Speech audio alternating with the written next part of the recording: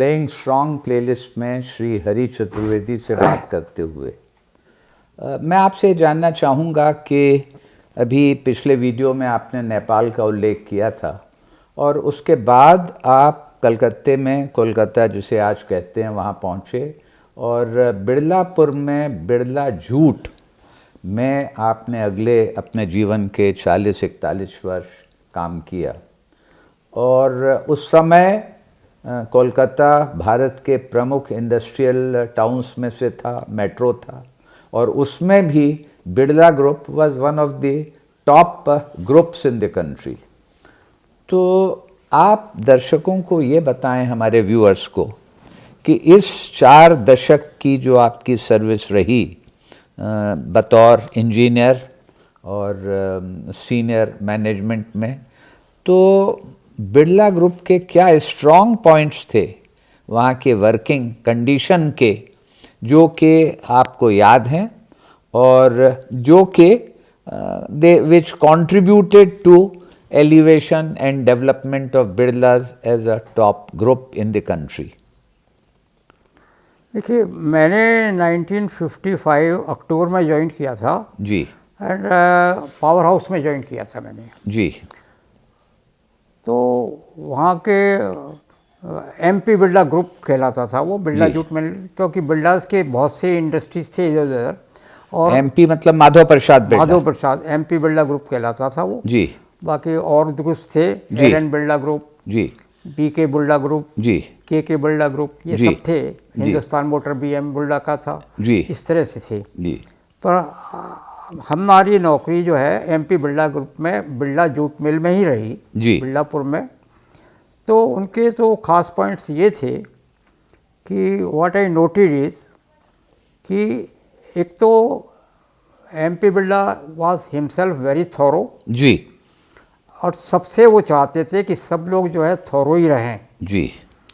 तो उनका एडमिनिस्ट्रेशन का कायदा क्या था कि हर एक मिल से एंड हर एक डिपार्टमेंट से एक डब्ल्यूआर लेटर जाया करता था, वीकली रिपोर्ट लेटर को, हर एक वीक में कि क्या क्या वहाँ पर काम हुआ, कितना काम हुआ, कोई काम वीकली रिपोर्ट लेटर, पूरी वीकली रिपोर्ट, परफॉर्मेंस एक तरह से रिपोर्ट, परफॉर्मेंस रिपोर्ट इस तरह से जाया करती थी और बहुत सी बातें जाया करती थी जी। एंड वो सब हर एक डिपार्टमेंट से जाने के बाद में वो टॉप मैनेजमेंट के पास जाती थी, वो उसको कॉन्साइज करके जी बिड़ला जी के पास में भेज देते थे। और बिड़ला जी के पास में जब जाती थी, बिड़ला जी हर एक लाइन पढ़ते थे उसकी जी, और जो उनकी समझ में आता था कि कहीं क्या करना चाहिए, मार्जिन पे नोट लिख के वापस कर दिया करते थे। He never kept WR letter with him, वो वापस कर देते थे जी।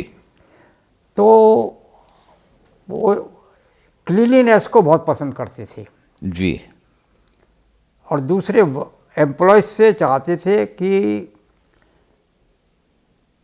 Loyalty was the most important point, commitment to the organisation जी was the most important point जी। और हम लोगों के ऑफिसेज में जी एक फ्रेम्ड कोटेशन भी था जी, इस बड़े अमेरिकन इंडस्ट्रिस्ट का जी, और कोटेशन का ये था कि if you work for a organization जी, you think well for the organization जी, do well for the organization and speak well for the organization. If you want to criticize जी, if you don't like anything, better get out जी, and then to your heart's content you speak against the organization as much as you can. ये बहुत important चीज़ थी कि while being a part of it, give your whole and soul. Last sentence था उसका जी, an ounce of loyalty ji is much more important than a pound of cleverness जी। ये last sentence था उसका, तो हर एक में लगा रहता था। एनीवे, तो हमारी सर्विस तो चलती रही बहुत दिनों तक जी, काफ़ी देर चलते रही जो भी है जी। तो और एक्स्ट्रा वैगन्स को वो बिल्कुल पसंद नहीं करते थे। अच्छा, फिजूल खर्ची नहीं? फिजूल खर्ची बिल्कुल नहीं। तो एक किस्सा मैं आपको बताऊं इंटरेस्टिंग, कि हमारे बराबर में थोड़ी दूर पर 7-8 किलोमीटर दूर पर न्यू सेंट्रल जूट मिल था जो साहू जैन का था, साहू जैन ग्रुप का। जी। उन लोगों ने कोई बहुत बड़ा फंक्शन किया जी, जिसमें बड़े बड़े आर्टिस्ट लोग बुलाए गए जी, और उनका फंक्शन हुआ और उन्होंने यहाँ के बिरला जूट के टॉप मैनेजमेंट को भी बुलाया था, इनवाइट किया था। टॉप मैनेजमेंट उसको देख के आया, उनकी इच्छा हुई कि हम लोग भी ऐसा फंक्शन करें। जी। तो एक बहुत 5-6 मैनेजर से मिल के एक फर्स्ट क्लास ड्राफ्ट किया लेटर बिरला जी को कि हम लोगों की पोजीशन जो है साहू जैन से कमती क्यों रहनी चाहिए, इनसे बढ़ के रहनी चाहिए, इस एरिया में वो ज़्यादा इम्पोर्टेंट हो जाएंगे, हम लोग कमती रहेंगे, तो तो इस तरह से फंक्शन हम लोगों को भी करना चाहिए। जी। कुछ लेटर अब MP बिरला ने वो WRL पढ़ के उस लेटर के पढ़ के मार्जिन में लिखा, जी, we need not compete with Sahu Jain in extravagance. बहुत अच्छा, मतलब और खत्म हो गया मामला वही। एक सेंटेंस से वी नीड नॉट कम्पीट, जी, we need not compete with Sahu Jain in extravagance. Ji.